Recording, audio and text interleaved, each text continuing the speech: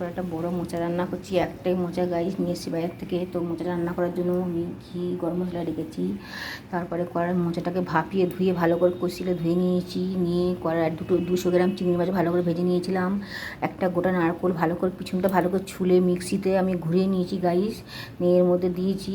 তো প্রথম কড়াইয়ের মধ্যে আমি তেল দিলাম, গোটা জিরে, গোটা গরম মশলা, তেজপাতা, শুকনো লঙ্কা দিলাম। তারপরে আদা রসুন দিলাম।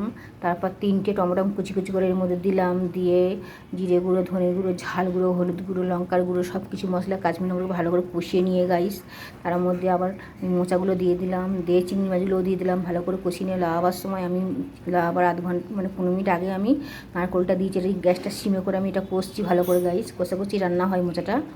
তো জল ফল আমি এর মধ্যে দিই না। তো এই নারকেলটা দিয়ে দিলাম। এবারে ঘি গরম মশলা দিয়ে একটু সামান্য মিষ্টি দিয়ে গাইস লাভিয়ে দেবো মোচা। তো এরম রান্না করে খেলে দুর্দান্ত খেতে লাগে। আমি যতটা পারি গাইস আমার কাজে ফাঁকে ফাঁকে তোমাদেরকে আমি দেখাই। তো গাইস ভালো লাগলে লাইক করবে, শেয়ার করবে।